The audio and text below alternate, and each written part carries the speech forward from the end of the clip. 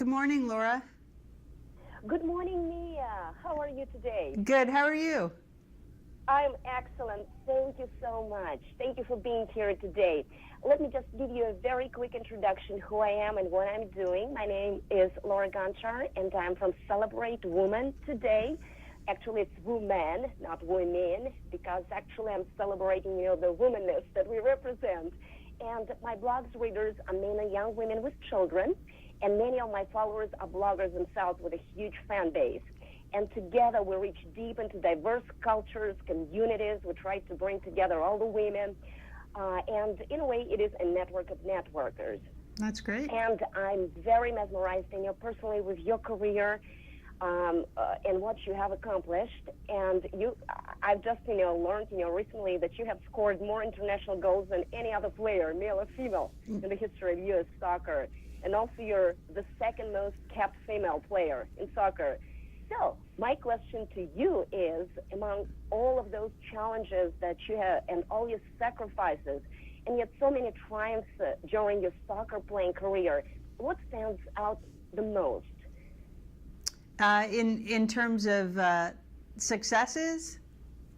Successes, you know what, it's your pick, it's your choice. When we are talking about your soccer career, what stands out? What, your flash, or flashes? What do you remember, Well, I think, the victories, the 91 World Cup, 96, 2004 Olympics, 99 World Cup, those are tremendous just because I look at the strides the games have made. But also, just being a part of an incredible group of women who really, every single day wanted to wake up and make more opportunities, create more opportunities for young girls. And to be a part of that kind of culture and that environment, I think really allowed me and taught me the importance of being a good role model, not only for those young girls, but for my teammates and now for my daughters. That's amazing. That's beautiful. And actually, what you just mentioned, about your career gave you the beginnings probably for your foundation. So you took your professional soccer seriously and with love, and it showed, throughout all those, many, many years with soccer. How would you describe your feelings about the Hamm Foundation that you created to support transplant patients and families and young women in sports? Actually, there are two categories of groups that you support with your foundation.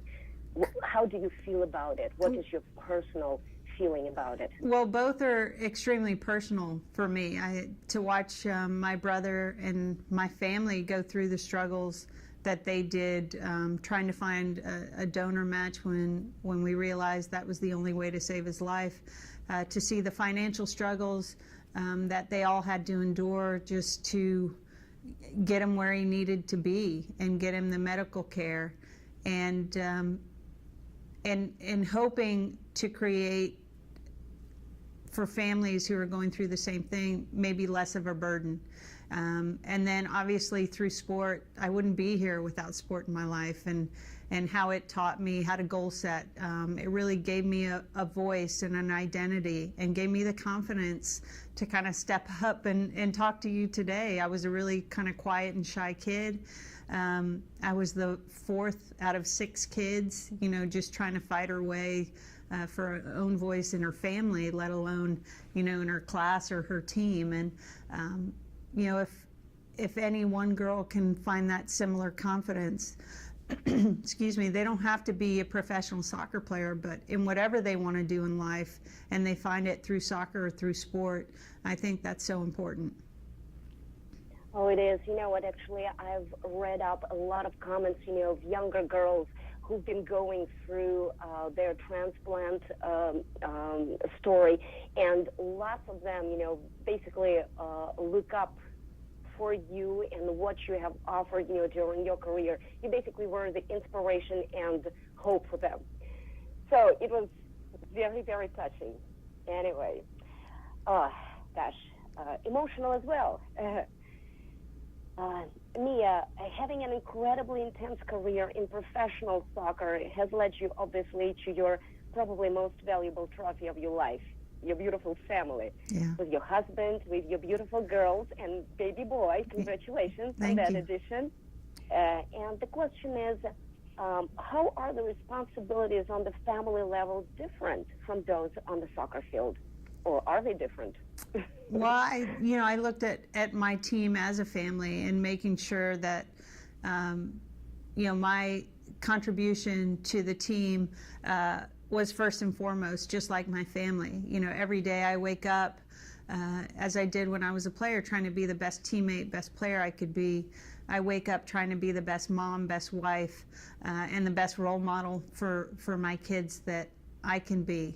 And it's one of the reasons, why I'm talking to you today, because I've been talking about the importance of kind of bread and whole grains in their diet. I mean, if there's anyone who's going to set the table for my kids and show them the way in terms of healthy eating and diet and exercise, it's my husband and myself. And, for so long we've had someone else kind of do it for us. And, we've had nutritionists come in and talk to us about the importance of making sure we eat right. But now, I'm trying to shed the baby weight. I'm trying to make sure both physically and mentally I'm there for my kids, and understanding the importance of having a balanced diet. But like you said, trying to be the best role model I can for my kids. That's great. And actually, it leads me to the next question. You've been behind the Grain Foundation for some time. And I have a lot of readers who are young mothers with small children, and nutrition is essential, as they grow up. And the question is, my question right now is a twofold question. The first part, how do you teach your little kids to eat whole grains? And the second part, how do you overcome a statement that feeding grains to kids is like feeding them starches? Well, I think to answer the last question first, I think, understanding portion size and it's just a part of your diet as opposed to the entire diet. I was talking to my husband about going over to Italy, and in Italy they don't eat a plate full of pasta. They eat a very small amount, and in regards to the rest of their diet, it should be a quarter of your plate. It shouldn't be the entire plate. But the benefit of having whole grains and grains in your diet in terms of iron and folic acid and the fiber it brings and the vitamins and minerals. And so understanding the importance of that, and then going to your first question, getting the kids involved in what they're eating. We do that with our kids. We don't just sit there and say, this is what you're eating. We get them to be proactive in terms of their own health. And, what do you want to have today for breakfast? Or we map out for the week kind of breakfast and dinner. So it's really their choice, and we give them healthy options, whole grain pasta, and fruits and vegetables and proteins. So they really feel empowered and like, hey, you're right, Mom, this was my choice today. You know what, I really love, that you choose that word and optional life to go with the choice and teach children, to make choices early on, starting with their food, then probably with their friends, then probably with their careers. I really appreciate that part. It's amazing. I do share that value. Yeah, well. with two girls, it starts with their clothes. So. And the clothes. Yes. Oh, that's amazing. That's amazing. Mia, you have played soccer for so many years. And I know that every sports career comes with huge sacrifices that you make every morning, as you say, waking up and thinking straight, what am I to accomplish today? But then after becoming a mom, you've got, another trend going up for you. And then you've become an activist supporting, healthy nutritional balance for the kids, working with the Grain Foundation. You've done so much in your life so far. What lies ahead of you? What do you look forward to accomplishing now? Haven't you accomplished everything? No, I think it's as I said earlier, every day you look for ways to be inspired and to learn and to grow and try to be the best you can for your kids and for your husband and your family. For a long time, my family's kind of had to take a back seat with my training and my focus on my career. And now, one of the things I really want to do is be there for my kids and be able to be a part of, my siblings, my sisters and brothers' kids, and, be there for my parents. And so I'm kind of excited that I'm in a situation where I can really kind of sit back and say, yes, I want to be involved in this, and or no, I want to be with my family. Whereas earlier in my career, it was, the team's traveling to Europe or the team's traveling to the Far East, and, your cousins or your niece and nephew might have birthdays, or your grandmother, but sorry, I've got to go. And now I can really look at those opportunities and take advantage of the time I have with my family. That's amazing, and probably this is, the most gratifying place to be in, right? When you are in control of making your own decisions and picking, places to go and to see. Yeah, Mia, that's great. Mia, thank you so very much, for your time, for your wonderful, beautiful efforts, that you contributed to not only to our soccer history, but I think to the inspirational side of young women and not very young women.